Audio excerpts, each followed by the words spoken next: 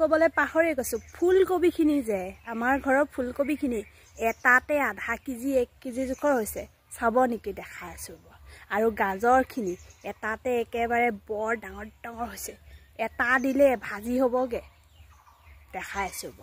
আপোনালোকক দেখাইছোঁ অলপ ধৈৰ্য ধৰা দেখাইছোঁ আৰু বিলাহীখিনি বিলাহীকেনৰ বাৰু ধুনীয়াই হৈছে দিকত আছে বিলাহীখিনি চাব দেই দেখাইছোঁ বৰ ধুনীয়া হৈছে বিলাহীখিনি একে ডাঙৰ ডাঙৰ তুলতুলীয়া হৈ আছে পকা নাই কেঁচাই হৈ আছে এতিয়াও পকা নাই পকিবলৈ বাকী আছে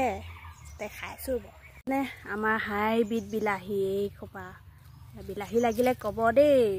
কিমানকৈ কেজি হৈছে ক'বচোন বিলাহীখিনি চাগে আমি বেচিম এবাৰ ইমান খোপা লাগিছে কোনে খায় ইমান বিলাহী হয় নে নাই বিলাহী খাই খাই গেছ খোপা কৰিবলৈ নাই নহয় এয়া ভালে চাওঁ এইয়া এইটো দেখাম ফুলকবি আপোনালোকক দেখাইছোঁ ধৈৰ্য ধৰক কৈ আছোঁ ওচৰত চাবলৈ ৰাইজ সাজোনে 1 কেজি 1 কেজি জোখৰ ফুলকবি আপোনালোকক দেখাই আছোঁ দেই এইফালে চাওক এইটো দেখিছেনে ইমান ডাঙৰ ফুলকবি ইয়াতে আধা কেজি আলু অকণ দালি অকণ পিঁয়াজ অকণ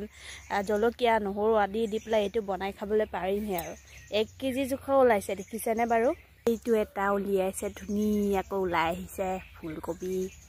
হোৱা নাই ইয়াৰ অকণো ইয়াৰ নায়েই আৰু গাজৰ চাব ৰাইজ চাওক গাজৰখিনি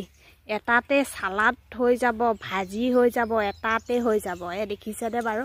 এইটো চাই লওক ভালকৈ আমাৰ গাজৰ ঘৰৰ গাজৰ আৰু এটা উঘালি দিছোঁ চাওক এইটো ইমান ডাঙৰ এইটোতো আৰু ডাঙৰ একেবাৰে দুটা ভৰি ওলাই আহিছে দেখিছেনে বাৰু দুটা হৈ গৈছে এই ৰাম কৃষ্ণ দেখিছেনে বাৰু এটাতে 2 কেজি এইয়া ৰাইজ 1 কেজি 2 কেজি গাজৰ ভাজি আলু সতে ধুনীয়া হ'ব আলুৱে এফালে চালাড বনাবলৈ কেঁচা বৰ সোৱাদ হ'ব টেষ্টি হ'ব এয়া লাগিলে ক'ব পাৰ্চেল কৰি পঠিয়াই দিম আজিকালি পাৰ্চেলৰ যুগ নহয় জানো কুৰিয়াৰে আহিব লৈ যাব পেকিং কৰি অৰ্ডাৰ দিয়ে নেকি আপোনালোকে কমেণ্ট কৰিব দেই সকলোৱে কমেণ্ট বাই বাই